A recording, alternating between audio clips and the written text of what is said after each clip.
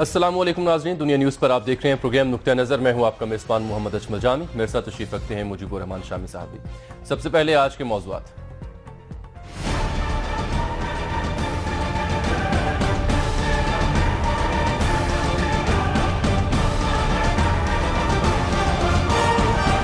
کشمیر اور سیاچن سے فوجیں واپس بلائی جائیں، سیز فائر معاہدے پر عمل کریں، پاکستان نے بھارت کو امن تجاویز دے دیں۔ وزیر اعظم نے مسئلہ کشمیر حل نہ ہونے کو اقوام متحدہ کی ناکامی قرار دے دیا۔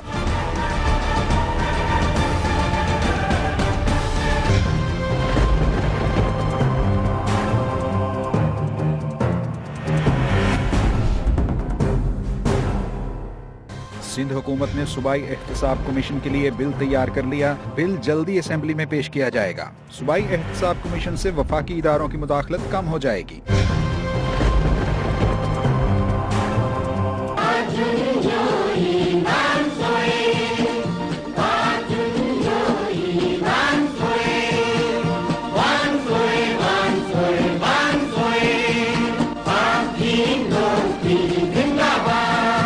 چین کا قومی دن اور لاہور میں چینی قونصلیٹ کا افتتاح۔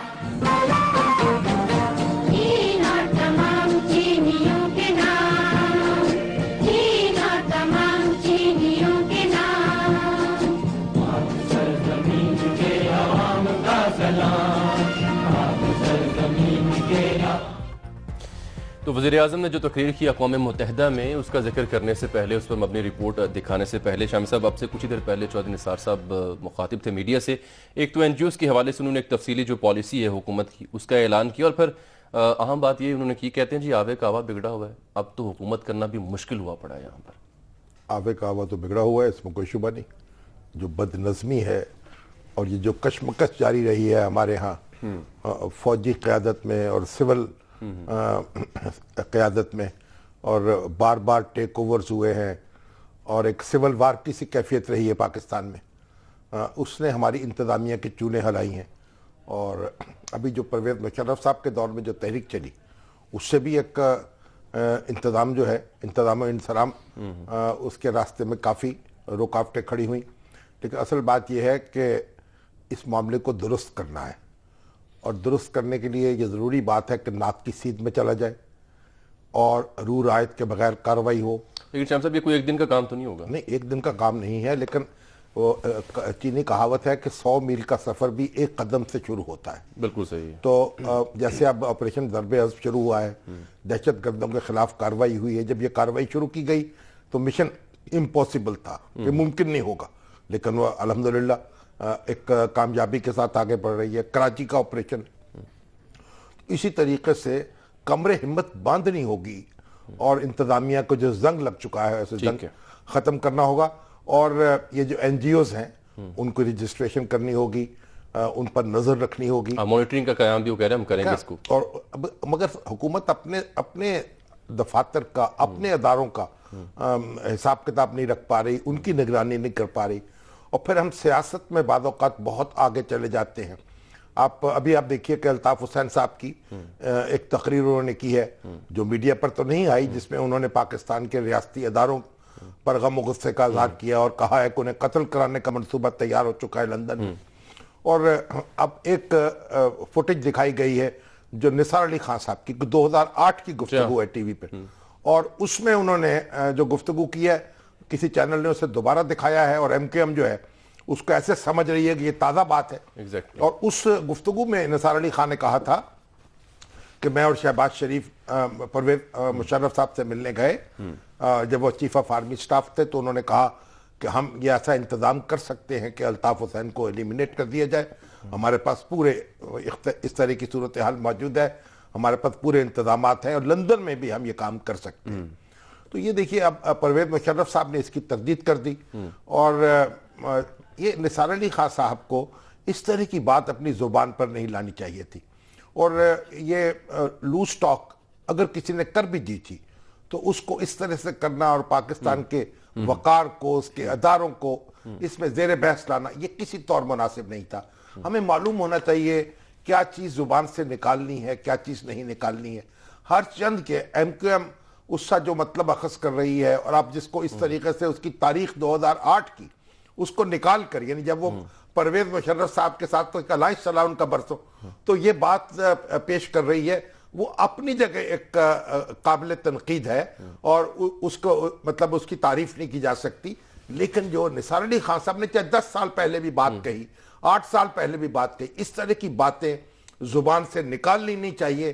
اس میں کوئی عزت بات کرنے والے کی بھی نہیں ہے، بات کہنے والے کی بھی نہیں ہے، اور بات سننے والے کی بھی نہیں. صحیح، بالکل ٹھیک. اب وزیر اعظم کی تقریر کا ذکر کر لیتے ہیں، اور انہوں نے کیا کہا اقوام متحدہ میں اس تقریر کے دوران. ایک مختصر سی رپورٹ پہلے دیکھیے. کے دوران وزیر اعظم نواز شریف نے خطے میں امن کے لیے 4 نکات پیش کیے. 1. We propose that Pakistan and India formalize and respect the 2003 understanding for a complete ceasefire on the line of control in Kashmir. For this purpose, we call for UNMOGIP's expansion to monitor the observance of the ceasefire. 2. We propose that Pakistan and India reaffirm that they will not resort to the use or the threat of use of force under any circumstances. This is a central element of the UN Charter. 3. Steps must be taken to demilitarize Kashmir. 4. Agree to an unconditional mutual withdrawal from Siachen Glacier, the world's highest battleground. بھارتی جارحیت کے حوالے سے وزیر اعظم نے کہا کہ پاکستان کا اولین ہمسایہ خطے میں امن نہیں چاہتا. کنٹرول لائن کی مسلسل خلاف ورزیاں ہو رہی ہیں. بھارت 2003 کے جنگ بندی کے معاہدے کی مکمل پاسداری کرے. Cooperation, not confrontation, should define our relationship. Yet today, ceasefire violations along the line of control and the working boundary are intensifying, causing civilian deaths, including women and children. Wisdom dictates that our immediate neighbor refrains from fomenting instability in Pakistan. The two countries should address and resolve the causes of tension and take all possible measures to avert. شام صاحب، آپ کو کیسی لگی تقریر وزیر اعظم صاحب کی؟ دیکھیے، تقریر تو وزیر اعظم کی بہت اچھی تھی اور دنیا بھر میں اس کی تعریف ہوئی ہے، اور پاکستان کے بھی تجزیہ کار جو ہیں انہوں نے اس کی تعریف کی ہے، خواہ وہ اختلاف رکھتے ہوں وزیر اعظم سے یا مسلم لیگ نون کی سیاست سے. اور بعض لوگوں نے یہ مکھی ڈالنے کی کوشش کی ہے کہ یہ کوئی بس آرمی کی لکھی جی ایچ کیو سے لکھی ہوئی تقریر تھی جو انہوں نے پڑھ کے سنا دی. لیکن اس کو یہ کہنا تو غلط ہوگا. اس سے ہم سارے ادارے جو ہیں پاکستان کے اس وقت ایک ہی پیج پر ہیں، اور وزیر اعظم نے جو باتیں کہی ہیں ان باتیں یہ نئی نہیں ہیں. ان نکات پر بہت کچھ پیش رفت ہوتی رہی ہے. پاکستان اور انڈیا کے درمیان ایک زمانے میں تو جو منموہن سنگھ اور پرویز مشرف کے درمیان ان چیزوں پر اتفاق ہو چکا تھا. کئی باتوں پر جو 2003 اور 2004 میں خورشید قصوری صاحب نے جس کا اپنی کتاب میں تفصیل سے ذکر بھی کیا ہے، پھر واجپئی صاحب کے ساتھ جو نواز شریف صاحب کا دور حکومت تھا اس میں بھی کئی چیزوں پر اتفاق ہوا تھا، پیش رفت پر، آگے بڑھنے پر، ایک دوسرے کا ہاتھ پکڑ کر مسائل حل کرنے پر. لیکن انفارچونیٹلی پہلے کارگل ہو گیا اور پھر پرویز مشرف صاحب جو ہے ان کا دھڑم تختہ ہوا، اور اب مودی صاحب آ گئے ہیں.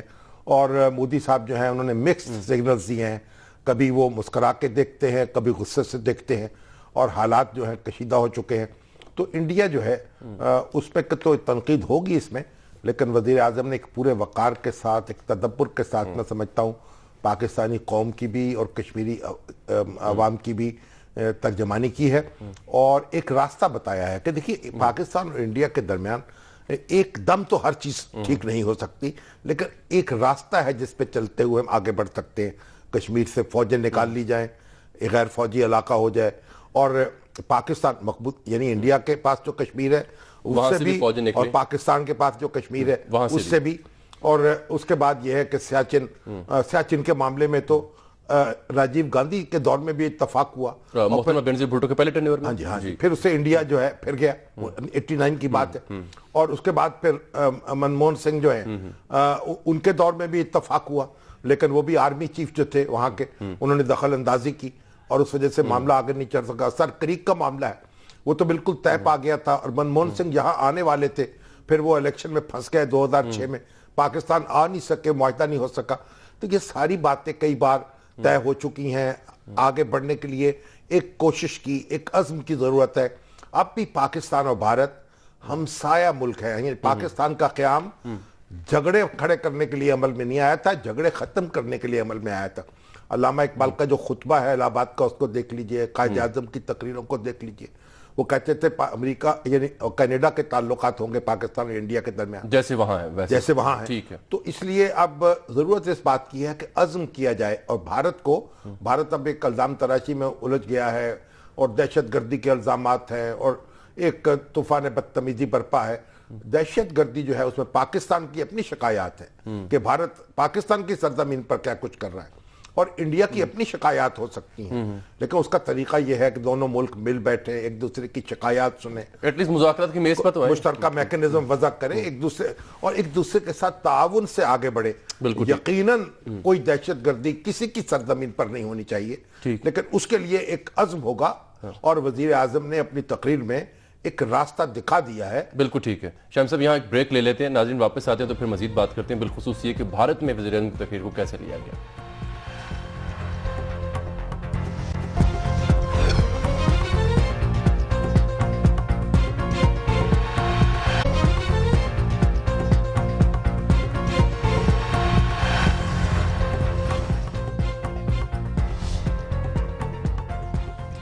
ویلکم بیک ناظرین. 1999 کے بعد جب ایک طویل عرصے کے بعد پاکستانی وزیر اعظم کی جانب سے کشمیر کا ذکر کیا گیا تقریر میں, تو اس کے بعد بھارتی میڈیا کی کیا صورتحال تھی, ذرا وہ بھی دیکھ لیجیے. ویسے پچھلے سال بھی ذکر کیا تھا کشمیر. وزیر اعظم نواز شریف کی general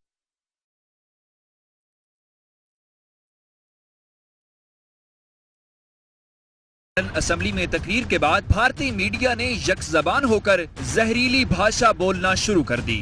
The translation of all what he said is not happening on the ground. بھارتی ٹی وی چینلز کے پیٹ میں مروڑ اس بات پر اٹھے کہ نواز شریف نے اپنی تقریر میں کشمیر کا ذکر کیوں کیا. Pakistan is ready for talks. The only problem with what he said was that talking about human rights violations and sort of trying to equate Kashmir and Palestine. That to me sounded like an extremely divisive statement. سابق بھارتی سفیر نے اقرار کیا کہ ایسا خطاب آج تک کسی پاکستانی وزیر اعظم نے نہیں کیا. بھارت کو اس پر رد عمل دکھانا ہوگا. Basically what he said is that I am a good boy, India is the bad one, so please sort them out. And here I am at the United Nations. So I think this is the strongest speech in recent times that any Pakistani leader has given at the United Nations. And there's no way that India can ignore what he said. نفرت انگیز بیانات کی بہتی گنگا میں Times of India نے بھی ہاتھ دھوئے اور کشمیر کے تذکرے پر پیچ و تاب کھاتے ہوئے پاکستان کے خلاف ہرزہ سرائی کی. اخبار ہندوستان ٹائمز اور این ڈی ٹی وی بھی ہذیانی انداز میں پاکستان کے خلاف چیخو پکار کرتا رہا. اور جو منسٹری آف ایکسٹرنل افیئرز ہے اس کا رد عمل بھی آپ دیکھ رہے ہیں, اسکرین پر ہم چلا دیں گے. لیکن وزیر اعظم کی تقریر کا امپیکٹ کیا تھا وہاں پہ, کیا انڈیا میں جتنی چیخو پکار مچی ہے, اور وہ تو سٹرونگسٹ تقریر کر رہے ہیں کسی جی, یہ سابق سفیر تھے یہ جو کہہ رہے تھے. تو یہ تو ایک اچھی خبر ہے کہ وزیر اعظم کی, اس کا مطلب یہ ہے کہ نواز شریف صاحب نے فی الواقع بہت اچھی تقریر کی ہے پاکستانیوں کے نقطہ نظر سے, اور پاکستان کے نقطہ نظر سے, اور کشمیر کے نقطہ نظر سے. یہ امپیکٹ تو کاسٹ ہوا. جتنا رد عمل منفی انڈیا میں ہوگا اتنی پذیرائی پاکستان میں ملنی چاہیے. ٹھیک ہے. یہ ابھی وہ جو منسٹر آف ایکسٹرنل افیئرز کے جو کمنٹس ہیں وہ بھی آپ دیکھ رہے ہیں جو انہوں نے وزیر اعظم تقریر کے رد عمل کے طور پر دیے. لیکن جب وزیر اعظم تقریر کی تب وہاں کیا ماحول تھا اور وہاں پر اس تقریر کو کیسا لیا گیا, یہ جاننے کے لیے بات کرتے ہیں تجزیہ کار جناب عثمان شامی صاحب سے, نیو یارک میں موجود ہیں. السلام علیکم عثمان صاحب, بتائیے گا کیا ماحول تھا اس وقت جب وزیر اعظم تقریر کی, اور مجموعی طور پر اس کا امپیکٹ وہاں امریکہ میں کیسے لیا گیا؟ جی وعلیکم السلام. یہ اصل میں جب انہوں نے اسپیچ کی ہے اس سے تقریباً 2-3 تقاریر پہلے فلسطین کے جو پریزیڈنٹ ہیں محمود عباس صاحب, ان کی اسپیچ تھی, اور وہ یعنی ایک بڑی تعداد میں لوگ وہاں پر موجود تھے, صحافی بھی جو ان کو دیکھنا چاہتے تھے. یعنی انہوں نے یہ وعدہ کیا تھا کہ وہ ایک بڑا دھماکہ خیز اسپیچ دیں گے.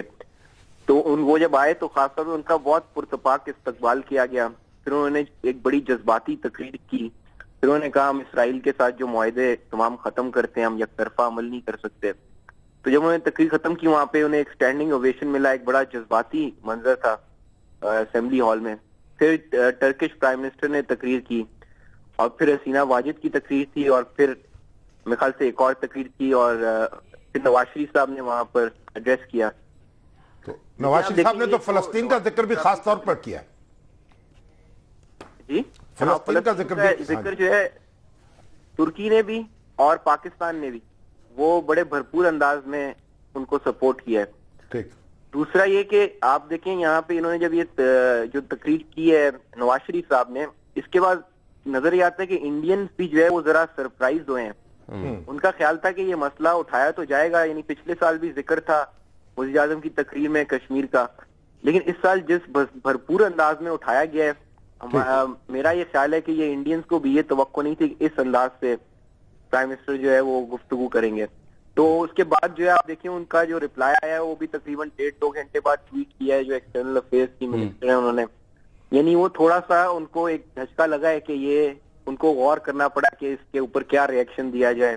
اور پھر وہ ریئیکشن جو آیا وہ تو وہی ہے جو ہمیشہ سے وہ کہتے ہیں کہ پاکستان جو ہے وہ اپنا ٹیررزم کو سپورٹ کر رہے, اس میں کوئی نئی بات بھی نہیں ہے ان کے ریئیکشن میں. تو اس لحاظ سے تو آپ پاکستان کی کامیابی کہہ سکتے ہیں اسے کہ ایک دفعہ انہوں نے ہلکا سا سرپرائز تو دیا ہے انڈیا کو اس تقریر کے ذریعے. اور یہاں پاکستانی جو ہے خوش ہیں اس بات پر. کم از کم میں جتنے لوگوں سے ملاقات ہوئی ہے یا بات ہوئی ہے وہ ایک پلیزنٹلی سرپرائز تھے. یہ جو وزیر اعظم نے جس طرح گفتگو کی ہے وہاں پہ وہ میرے خیال میں انہوں نے ایکسپیکٹیشنز کو ایکسیڈ کیا ہے. تو عثمان صاحب اس کے علاوہ جی ایک بڑا ایک تدبر تھا اور ایک نپے تلے الفاظ تھے, اور بڑا لہجہ جو تھا اچھا لہجہ تھا, لیکن بڑی مضبوط باتیں کی ہیں اور مضبوط موقف اختیار کیا. تو اب کوئی اور خبر سنائے کوئی نیتن یاہو سے ان کی ملاقات ہوتے ہوتے رہ گئی یہاں. ہاں, یہ کیا معاملہ تھا؟ وہ ایک بڑا دلچسپ معاملہ, یہ کچھ اخباروں میں آج یہاں رپورٹ بھی ہوئی ہے کہ منگل کی رات جو ہے یہاں پہ ایک ریسٹورنٹ ہے سیرافینا آلویز جو ہے, وہاں پہ نواز شریف صاحب اپنا ڈنر کر رہے تھے اپنی فیملی کے ساتھ, اور کچھ جو لوگ ان کے ساتھ آئے ہوئے ہیں انٹوراج میں. اور اسی رات جو ہے ان کی بھی وہاں پہ نیتن یاہو صاحب کی بھی بکنگ ہوئی تھی. لیکن پتہ یہ چلا کہ جب انہیں یہ معلوم ہوا کہ پاکستان کے وزیر اعظم وہاں پر کھانا کھا رہے ہیں تو انہوں نے یہ کینسل کر دیا اپنا پروگرام جو ہے. شاید ان کو خیال گزرا ہوگا کہ جائیں گے تو تاکہ آمنا سامنا نہ ہو سکے, اوائڈ کیسے کریں گے. تو اچھا, یہ تو اچھی بات ہوئی کہ وہ خود ہی بھاگ گئے میدان چھوڑ کر. ہاں, یہ نواز شریف صاحب کی اچھی بات ہوئی ہے یہ, ورنہ ایک بڑا یہ آکورڈ سچویشن پیدا ہوتی کہ کیا کرتے دونوں سربراہان اس وقت اس موقع پر. عثمان صاحب بہت شکریہ آپ کا, نیو یارک سے ہمارے ساتھ ہے. شامی صاحب ڈنر تو انہوں نے پوسٹ پون کر دیا, لیکن اس سے ایک بات ثابت ہوتی ہے کہ دونوں جو سربراہان ہیں ان کی چوائس کافی ملتی ہے. ہاں, وہ بھی حلال فوڈ کھاتے ہیں نا, کہ یہودیوں کا ہمارا ذبیحہ تو ایک ہوتا ہے. دیکھیں نا, ہم بھی جب باہر جاتے ہیں امریکہ وغیرہ تو ہماری چوائس یہ ہوتی ہے کہ اگر حلال فوڈ کھائیں تو اگر مسلمانوں کا کھانا نہ ملے تو یہودیوں کا کھانا کھا لیں. بالکل ٹھیک, ان کا ذبیحہ. تو ہو سکتا ہے کہ ریسٹورنٹ جو ہے وہ حلال ہو, یا یہودی ذبیحہ ملتا ہو یا مسلم ذبیحہ ملتا ہو. اس لیے دونوں میں دیکھیے ہم ہیں تو کزنس نا, یعنی اولاد تو ماننے والے تو حضرت ابراہیم کی ہیں, حضرت ابراہیم کی ملت ہے وہ بھی اور ہم بھی. سیاسی نہیں بلکہ مذہبی کزن, مذہبی طور پر. اور ہم خود کرسچنز بھی. اور ہسٹوریکلی آپ دیکھیے کہ جو کرسچنز ہیں ان کے ساتھ تو یہودیوں کا بڑا جھگڑا رہا ہے, لیکن خلافت عثمانیہ کے دوران بھی اور دوسرے ہمارے دور حکومت میں بھی یہودیوں کو ہمیشہ سکون ملا ہے, اور یہاں کوئی کارروائی ان کے خلاف منفی نہیں ہوئی. بالکل ٹھیک. یہاں ناظرین پروگرام وقت ایک بریک کا, ملتے ہیں آپ سے بریک کے بعد.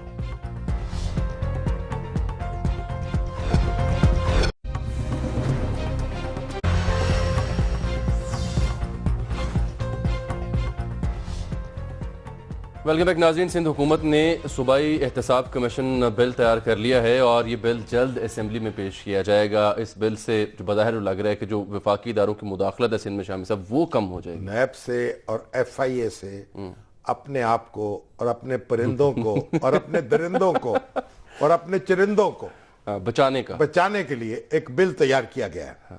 اب دیکھیے وہ کیا وہ اس بل کی صورتحال جان لیتے ہیں کہاں تک پہنچا, اس میں کیا کچھ ہے. منور عالم کراچی سے ہمیں جوائن کریں, دنیا نیوز کے نمائندے. السلام علیکم منور, بتائیے گا بل کہاں تک پہنچا ہے, تیار ہو چکا, کب تک پیش ہوگا اور کیا اس کے مدرجات ہیں؟ وعلیکم السلام جامی.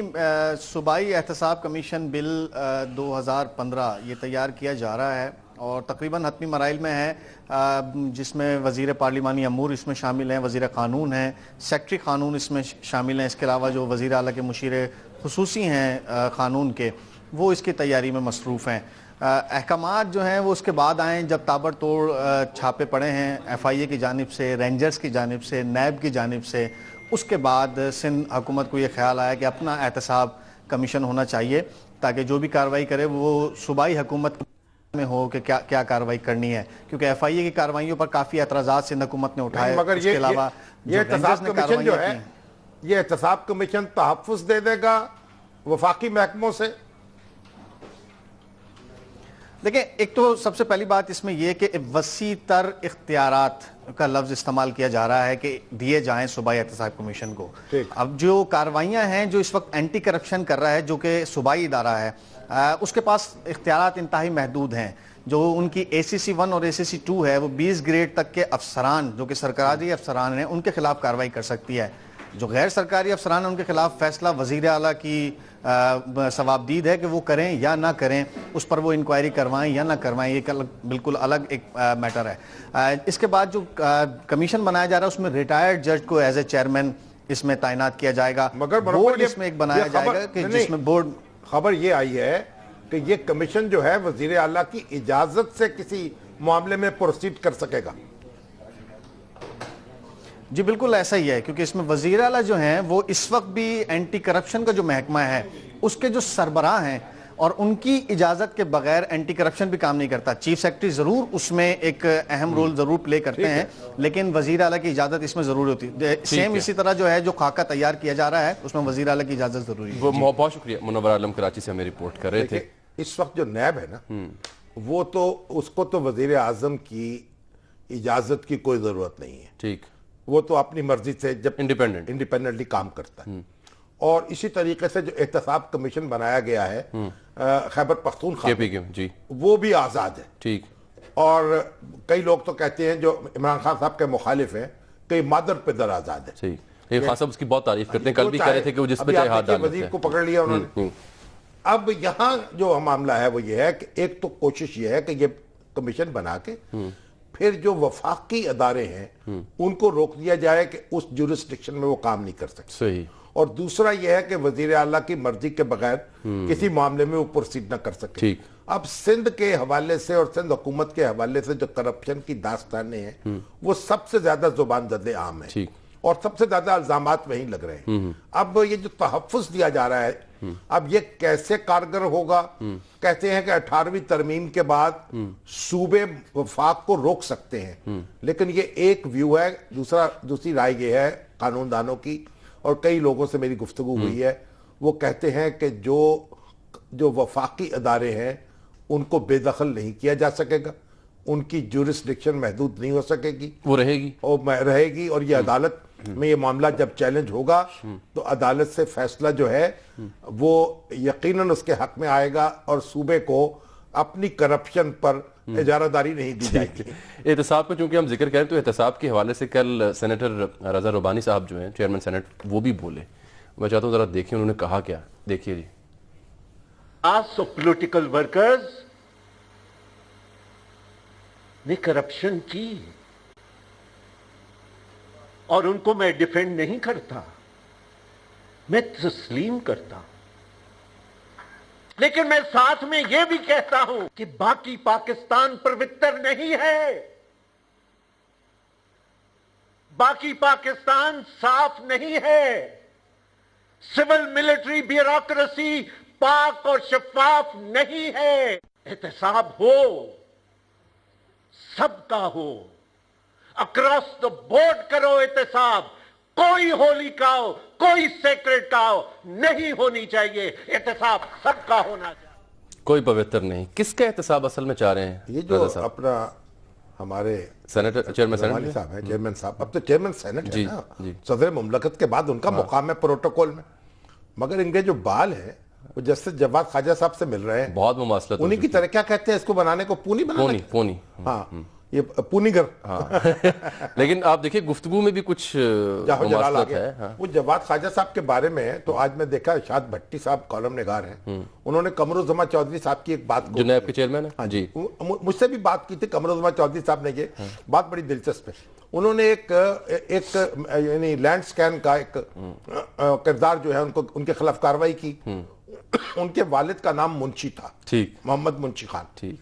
तो जब सुप्रीम कोर्ट में मामला, उन्होंने कहा बताइए आप मुंशियों को पकड़ लेते हैं और बड़े बड़ों को छोड़ देते हैं, जबकि वो वालिद का नाम था, उनके वालिद का नाम था। अब कहने लगे जनाब वहां तो अब इस तरह लर्जा पर अंदाम थे लोग कि ये मौका भी नहीं दे रहे तो कोई के जनाब हम ये वजाहत कर दें कि ये मुंशी पेशे वाले नहीं बल्कि वालिद का नाम उनके है। तो असल बात यह है कि हमारी सुप्रीम कोर्ट में भी बाज़ औक़ात इस तरह तजावुज़ हुआ है और होता है। और जवाद ख्वाजा साहब से तो इस मामले में कई शिकायत पैदा हुई हैं।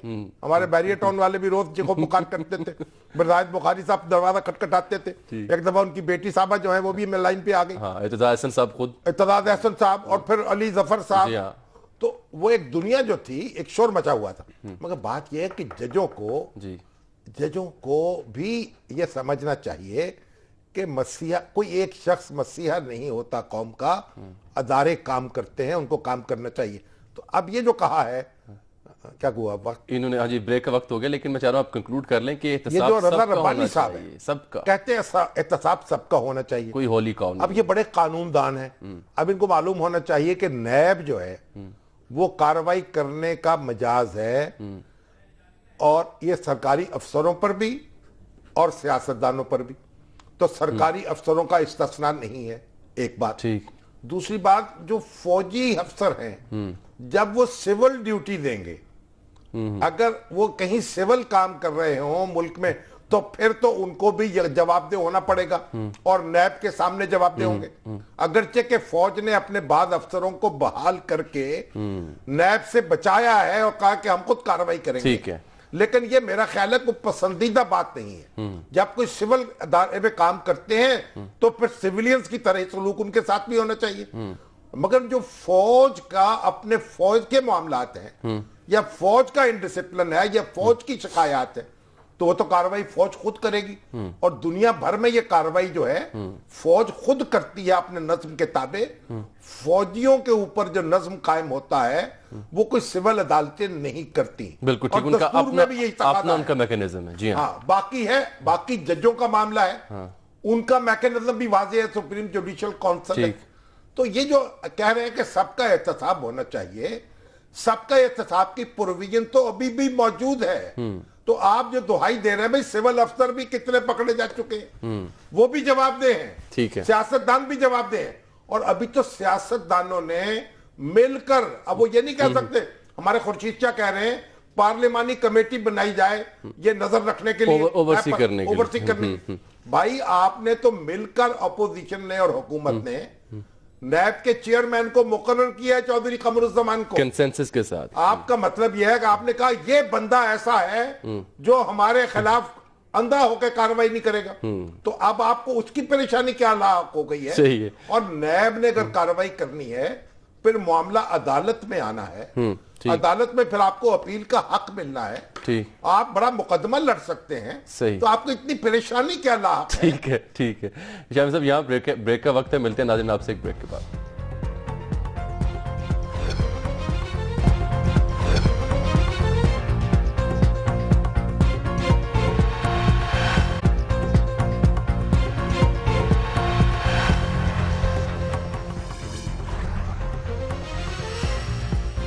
वेलकम बैक नाज़रीन। अहम खबर है कि भारतीय तर्जुमान वज़ारत ख़ारजा का बयान सामने। वो कहते हैं कि पहले ही कहा था कश्मीर पर अगर बात की पाकिस्तानी वज़ीर-ए-आज़म ने तो उसका जवाब दिया जाएगा। हम पाकिस्तान के वज़ीर-ए-आज़म का जो मौक़िफ़ है उसे मुस्तरद करते हैं और सुषमा स्वराज साहिबा जो हैं वो अपने खिताब में इसका भरपूर जवाब देंगे। ये रद्द-ए-अमल है भारतीय वज़ारत ख़ारजा की बात नहीं। मोदी साहब तो चले गए ना, मोदी साहब चले, जवाबी ज़हमत मत करनी पड़े उनको। सुषमा स्वराज साहब से देखते क्या जाएगा। और दूसरा शामी साहब, पहली बार लाहौर में चीनी कॉन्सुलेट का इफ्तिताह हुआ है और عوامی جمہوریہ چین کا جو قومی دن تھا وہ بھی منایا گیا.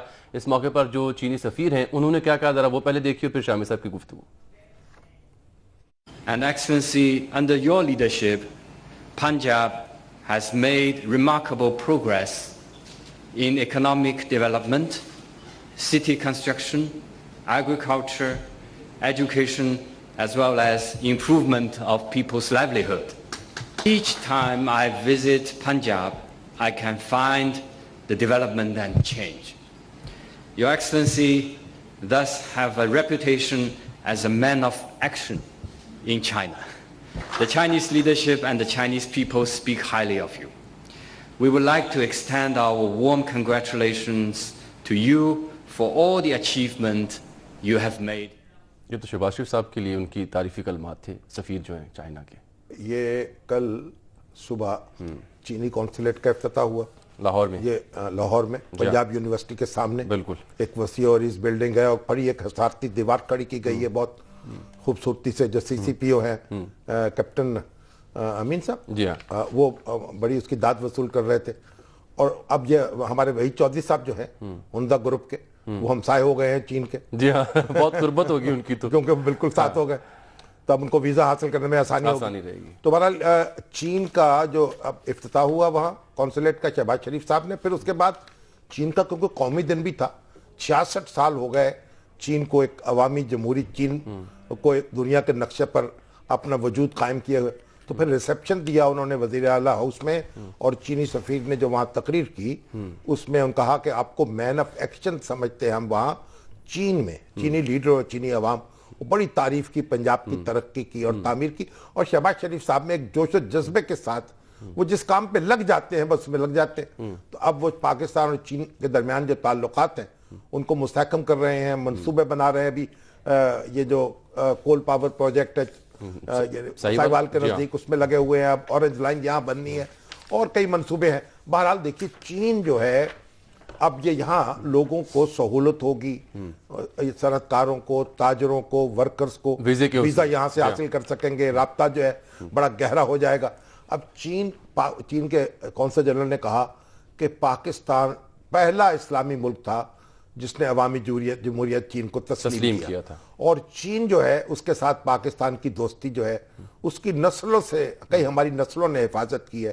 1950 سے لے کر آج تک لیاقت علی خان کے دور سے لے کر آج تک ہمارے کئی اتحادی بدلے کئی سیاست کے موڑ آئے لیکن چین اور پاکستان کی دوستی جو ہے وہ مستحکم ہوئی ہے اور آگے بڑھی ہے اور ٹیسٹڈ فرینڈز ہیں ایک دوسرے کو. اور آپ یہ بھی میں یاد کرا دوں آپ کو کہ جب بنگلہ دیش قائم ہوا مشرقی پاکستان میں سرنڈر کرنا پڑا تو پھر آپ دیکھیں کہ اس وقت بنگلہ دیش کی ممبرشپ کا معاملہ جب وہاں آیا یو این او میں تو اس وقت چین نے کہا کہ ان کے جو یہ پہلے یہ فوجی جو ہے واپس کیے جائیں اور یہ جو مقدمے ان پہ چلانے کی بات کی جائے وہ ختم کی جائے اور پھر ممبرشپ ملے گی. ویٹو کر دیا. ٹھیک ہے پہلا ویٹو چین نے جو استعمال کیا وہ پاکستان کے حق میں استعمال کیا.